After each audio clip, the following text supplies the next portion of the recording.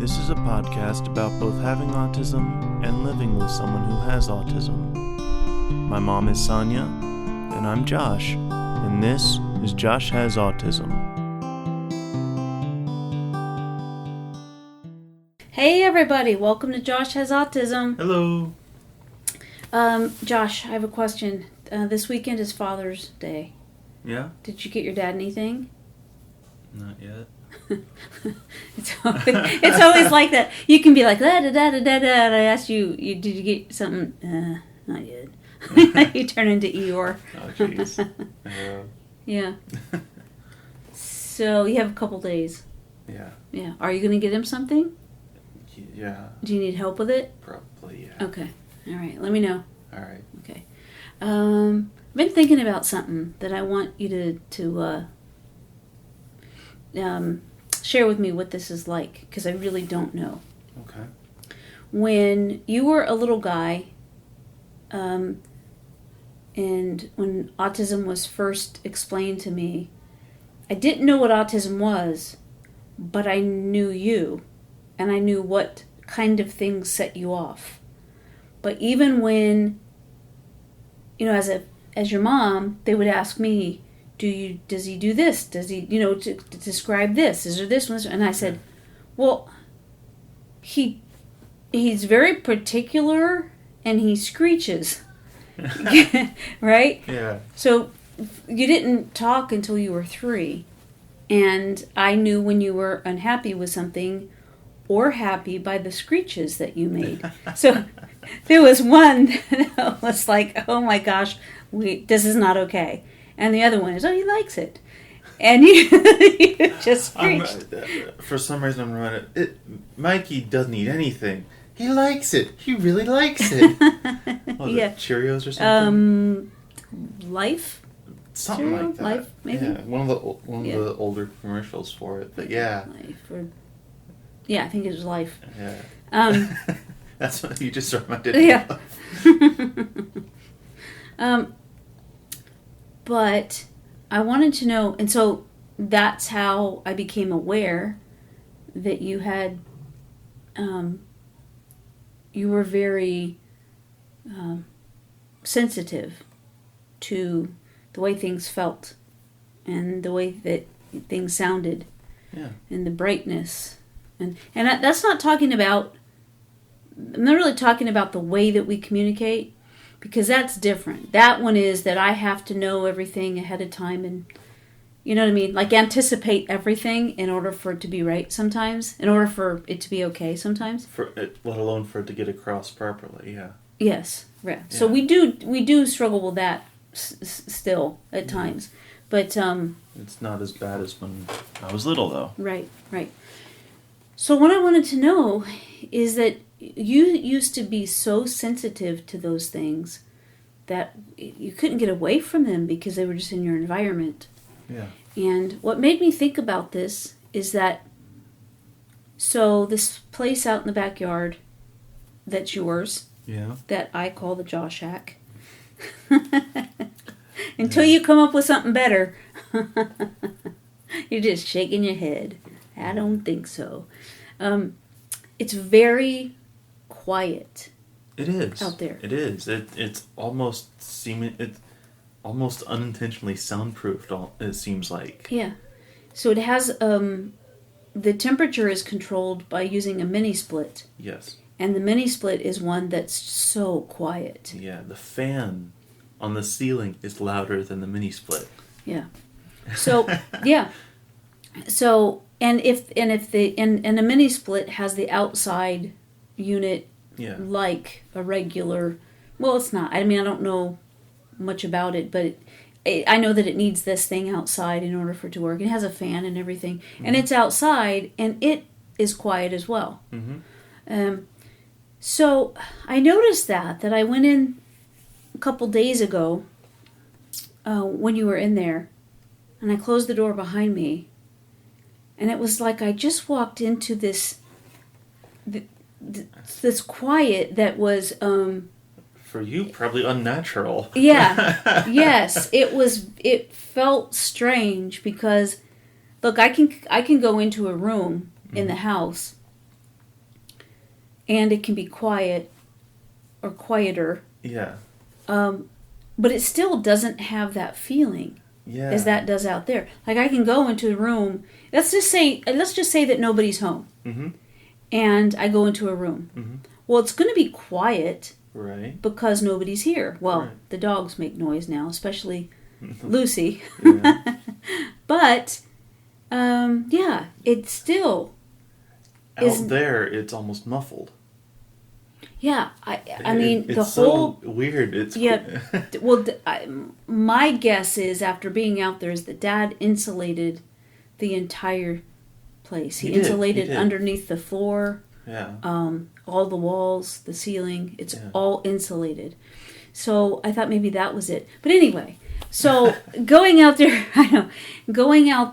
and experiencing a quiet that is at a level that I'm just not accustomed to, it made me think about the things that you are okay with and the things that you're not. So what kind of sensory issues do you still have now on like a daily basis?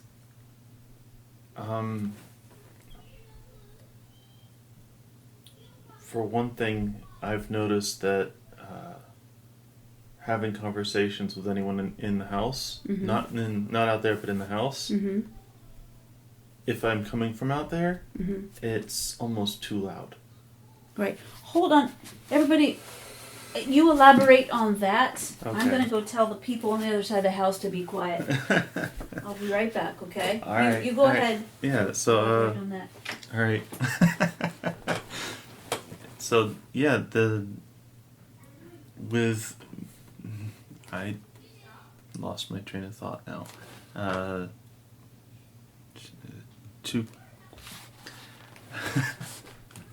Wow.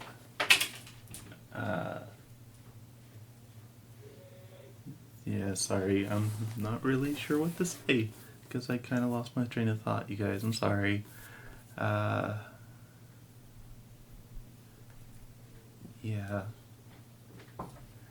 It's, Mom's back. I went and told them down the hall, and then got back to this door to come back in, and had to turn back around and go ask them again. Oh, jeez. So, I know, and your dad's sitting right there. Yeah. But he's on the computer doing something else, and he doesn't, the world could, explode around him when he's on the computer. He doesn't hear anything. Yeah. So, anyway, yeah, so it's a different kind of quiet, isn't it? I guess I lost my train of thought completely. Oh, did you? Yeah. Okay, I'm sorry.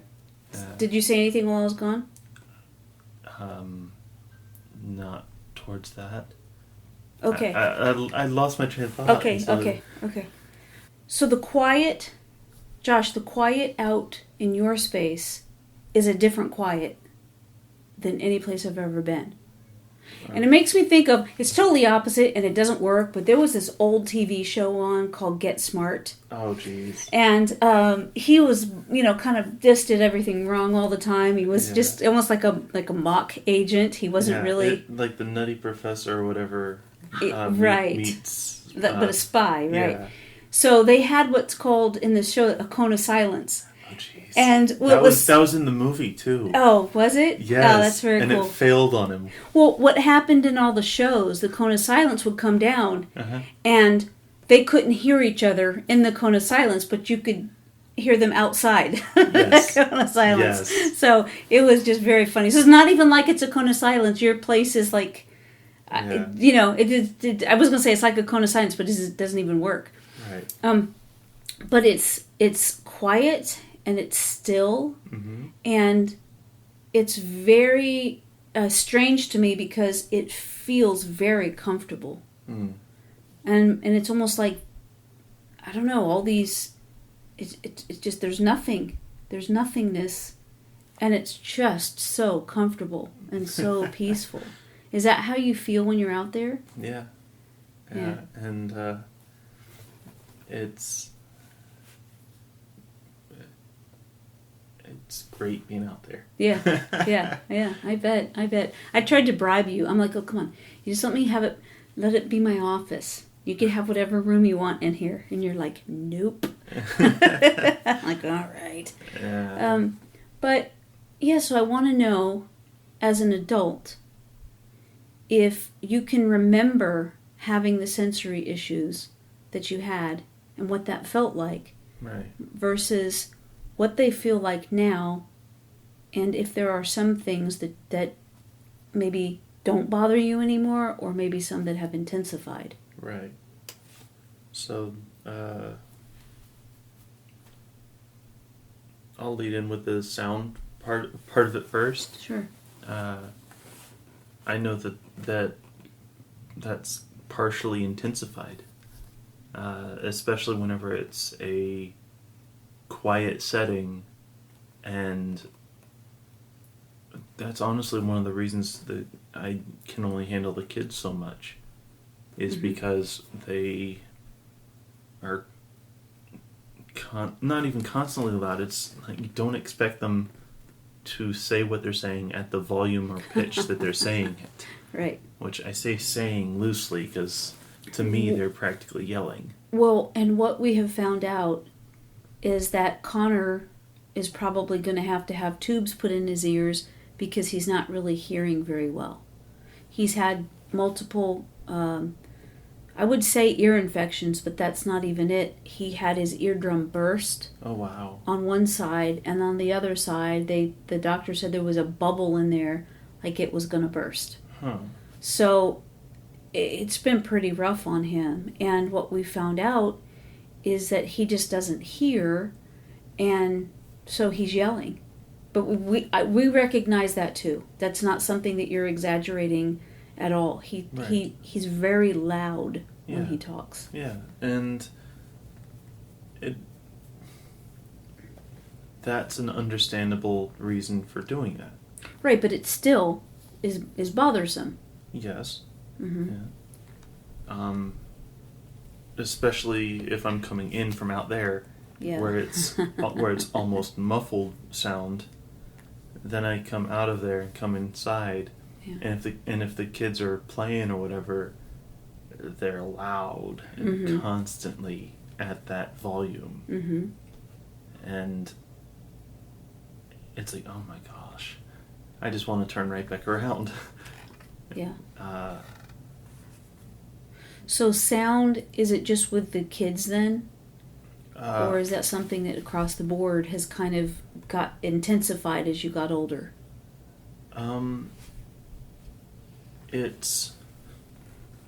See, as a kid, I would always notice things, especially sound-wise, where I would hear pitches that most people wouldn't hear, and it would just be really distracting and irritating. And as I got older, I was able to not necessarily deal with it or ignore it, but I was able to accept it, I guess, and just try and work through it. Well, I think also you're not in the same kind of settings that you used to be in. Right. So for me, and I know this is the way with you as well, I used to try to write with pencil, and the sound of a pencil writing on paper hurts my ears, whereas an ink pen doesn't hurt my ears. Right. Is that the same way for you? Yeah. Well, I mean, there's also things that you can do with writing on something. I've seen someone actually do a math problem, but the way that you write the numbers and everything, there's a beat to it. Oh. And they actually did like the Imperial March with it. Were they intending to, or you just heard it? They intended to, but they used a math problem or whatever and it actually fit it. Right. Which is hilarious to me, but... Right. Yeah. But anyway, it's... Yeah, that having a pencil or a pen, they have slightly different tones, I guess. to whenever they're used. And in school, that was one of the things that really would distract me. Was if everything was really quiet and there were people writing like that, it was very distracting to me. Mm-hmm. And I wouldn't be able to focus on my tests or whatever. Mm-hmm. Yeah, and so the fact that you're not in that kind of setting anymore, you don't have to deal with that. So are there other things that, as you've gotten older, new sounds bother you other than the kids? Yeah. It's... I guess it's especially with sounds that are unexpected, I guess. Like if I'm at an airport, I'm expecting to hear planes rev up and take off or land or whatever. So it's not necessarily an unexpected thing. But at an airport, the thing that is the loudest to me, even more so than all the people, it are the announcements that are made from each terminal. Okay. As they announce what's happening, whether they're now boarding, the seats, aisle this through this, can now board, and it's also, do things. This is a question for you, since we're talking about that. Are there things that bother you in combination that make it more intense? So as that example, as they say you can board, does that bring stress on you when you have to do something in other people's instructions, and when to do something, and where to go, and how to do that, and then also the sounds, you're trying to hear it. Right. That seems to me that would be something that's very uncomfortable for you. Yes. And doing that has been. It's... I've gone and had layovers before, and I have to make sure that I'm going to the right terminal and all this other stuff. So I try and get there as fast as I can to make sure everything is right. Mm-hmm. And so that I'm not as stressed to board. So, right. And the sound of it, though, I mean, does that bother you over the speaker, them saying to board and... It can be, but different places have different... Right. So I can't really say that. I guess the quality is what matters. Yeah. So what is a sensory issue that interferes with you most often, with your daily routine, I guess, more often?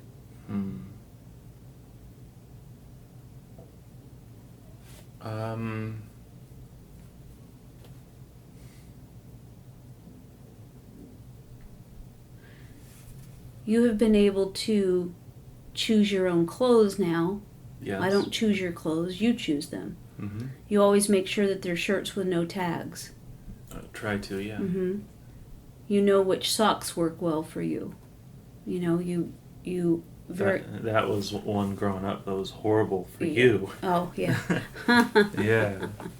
Having to deal with me dealing with it. Yeah. So there are a lot of things that you've learned through the years that you can just manage.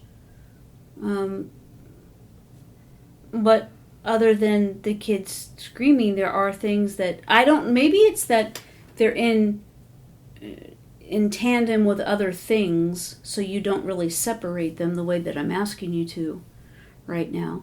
Because it used to be things that had to have a certain feel to it. You like right, a certain texture or whatever, yeah. Mm-hmm. And so what is it you're asking me exactly? Well, I know that there's that do textures still bother you the way they used to. I know now sometimes I'll show you something that I think is really cool, and you'll be like, oh, no. That's a no. And I wouldn't understand why, but you'd explain that it's a certain kind of fabric, Okay. or a certain way that it would fit. Right. So shirts, long sleeve shirts or short sleeve if they had the not the stretchy cuff that was pulled tight, but that kind of thing where it was the cuff of the sleeve was tighter than the actual sleeve. mm-hmm.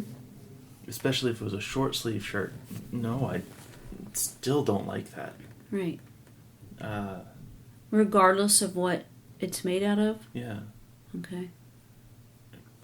And so yeah, that's just a thing I don't like dealing with because it's irritating and it's constant. No. But I think part of it in regards to having the kids stress me out so much is a combination of a lot of things involving my senses. But on top of that, it's also that I have no control whatsoever. And so that's really difficult for me. So you have no, but that's, when you say that there's no control, that's an awful lot of what life is about. When you go into a store, when you go into a restaurant, when you go into work, which I know that you like it because everybody's supposed to be quiet in a library, so you like that part. Even if the kids aren't here, you can walk in the house, and if I'm cooking dinner, most of the time I'm going to have music going. Yeah. And, it's, so I'm cooking and, the music is going and, there's a lot of activity, but that doesn't, it doesn't, you sometimes will say, can we turn that off? Right. And we do. And I think that's one of the biggest differences between the kids being here or not, is that they're going to do what they're going to do. Yeah, that's true. Yeah. So I guess what I'm really trying to get at is that the question is, are there things that used to really be difficult for you, for like it would create a sensory overload that now doesn't as much, or is it the same and there's no difference, or it's better?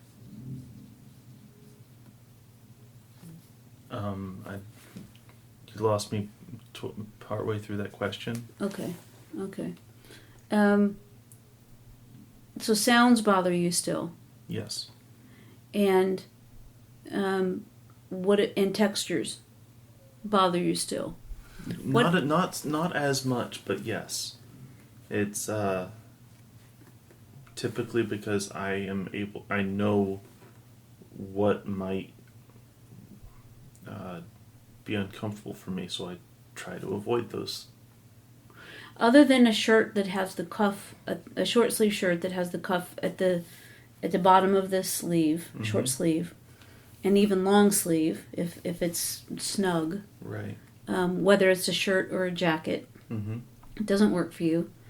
And what else is there that you can look at and go, oh, no, it doesn't? Sometimes there's, like, I can see a certain fabric that I will not like the touch of, and so I leave it alone. I'm trying to think of other examples now, but all I can think of is clothes. Well, it would be sheets, maybe, sheets or a blanket. Okay. And you're very particular about what those feel like. Yeah, like... You like flannel sheets. Yeah. You especially whenever it's colder. But, it's a nice, comforting feel. Yeah. If something was velvet, I don't really care for that because it only feels nice in one direction.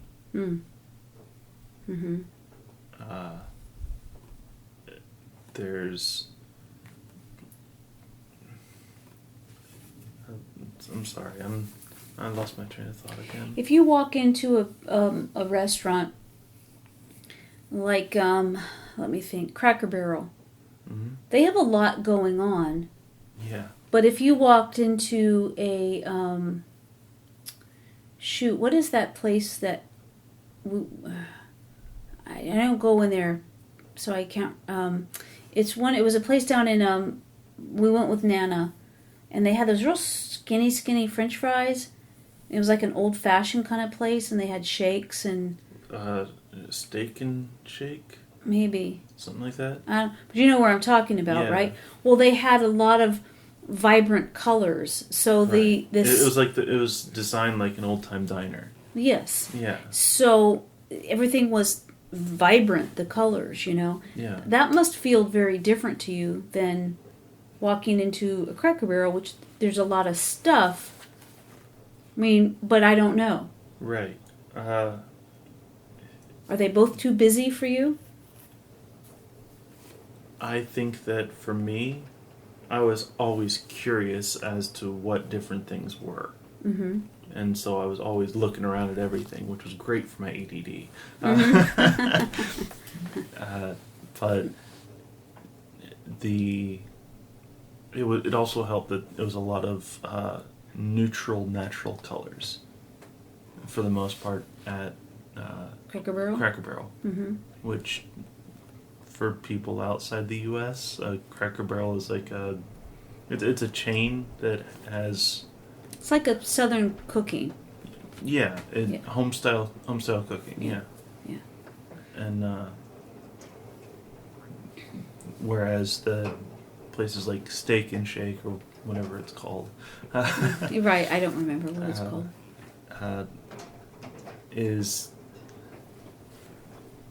It's so bright, and what are you seeing? That's hail. Is it hail? That's hail. Yeah, it sounds pretty rough. I'm seeing it. It's coming this way. I think the storm is coming this way. Oh wow! But I'm seeing pieces of. Oh, there. Look at the tree. Oh, wow! I'm sorry, guys. Yes, we are having a day of storms here in Virginia Beach. It's really just kind of bonkers. We went out earlier and got a dog gate. Yeah. There's this thing on Facebook. Mm-hmm. It's called Marketplace. Mm-hmm. And you can get stuff that's used but still in great shape, and it's much, much cheaper. Mm-hmm. Anyway, we found somebody that had this perfect gate. It's 96 inches and has a door and a gate in it. And so it's perfect for what we need. Whoa! Okay. Yeah. Hey, okay, so... Yeah, it was just like things here and there, and then all of a sudden, whoosh, and the whole tree moved. Oh, wow, this is crazy. That hail is almost going sideways. And everybody that's listening, I can tell you that I'm not going to get Josh back. Sorry, guys. Sorry. I'm trying, but it's... Yeah, he's gone. We might try to add more to this. If I don't get him back, then we won't. Thanks for listening. This is a major storm that's hitting the house. It's really pounding the windows already, and the trees, very thick, sturdy trees that usually don't blow around are. So, and we are sitting right by a window. So we're going to call it quits for today. Check us out, SonyaKing.com. Give us likes if you do. Send us some good vibes. and if you hear from us next week, then we got away from the window. So anyway, thank you so much for listening and hanging out with us. And we'll talk to you. I know. See, he's gone. He forgot that we're doing a podcast. Yes, we will talk next week. Love you. Bye.